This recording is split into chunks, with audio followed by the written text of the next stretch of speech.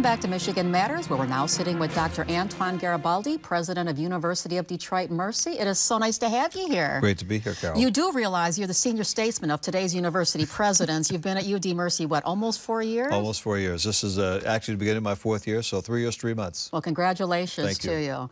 So we hear so much about all the wonderful universities and colleges and trade schools we have here. What's the defining thing about University of Detroit Mercy that makes you different?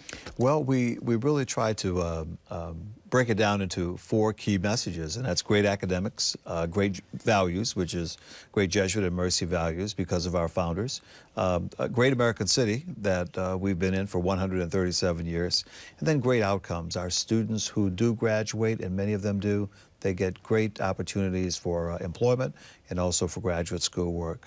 So give a little bit of idea of how many, in terms of students, how many, what areas, what are your specialties in terms of degrees that you have? Sure. Well, we have 7 schools and colleges. We have more than 115 academic majors. We have a law school that's 102 years old. We have a College of Engineering, for example, that's over 100 years old as well. And then we have colleges in liberal arts and education. We have a College of Health Professions. And then a College of Business is also one of the really old ones, our College of Engineering and Science. And then also our dental school is also one of those key colleges and universities. So students are attracted to lots of different majors these days. The health professions is a very, very important major and one that students are interested in.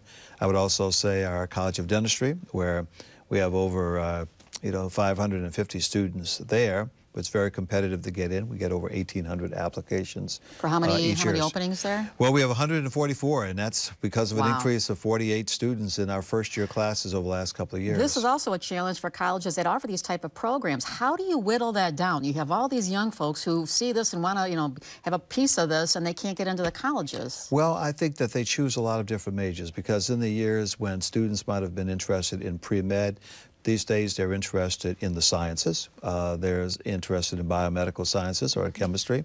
They're also interested in the physician assistant program that we have.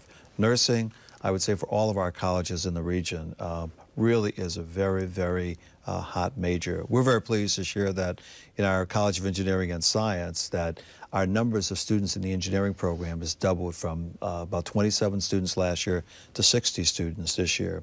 So engineering is also hot, in part because of the fact that we're looking at a very different type of engineering aspect where students are interested in robotics and mechatronics and all of those other very, very high, I would say high-tech kind of industries these days. We hear so much about the STEM issues as far as these are the areas where the jobs are. There's a lot more conversation about getting women involved in these, which typically women often have not been interested in these sorts of professions.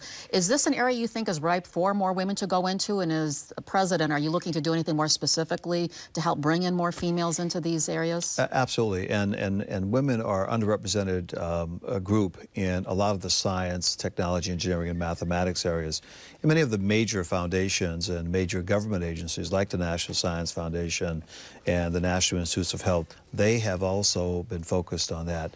So we have some summer programs that students can come into. We're happy to be the site still for the DAPSEP program, the Detroit Area Pre-College Engineering Program, which is almost 40 years old now. So when young people get interested in the sciences at a very early age, there's a strong likelihood that they will continue that over the years. And we've been developing some partnerships with Wayne State, with Wayne County Community College, Marygrove, and all of the other community colleges here in town, too.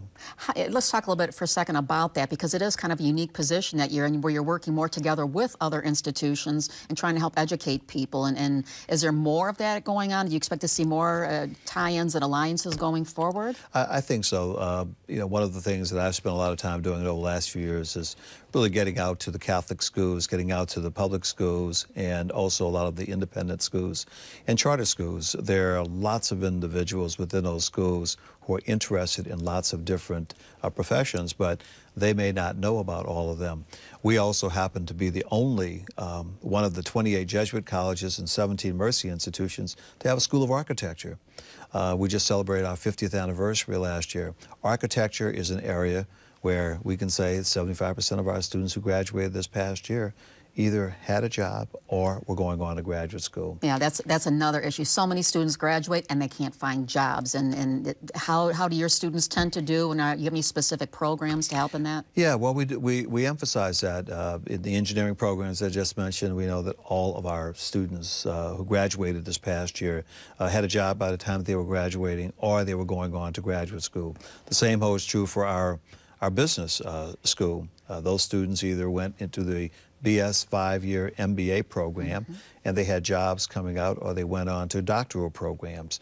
So we really put a lot of emphasis on those outcomes, because that's what students are looking for. That's what parents are also looking for too. And once they get to the university, they find that there are many, many opportunities besides the typical job of being an accountant, for example, that they can also specialize in some other fields like tax policy and other important items for us, that's for sure. What is the hottest degree right now to get, do you think?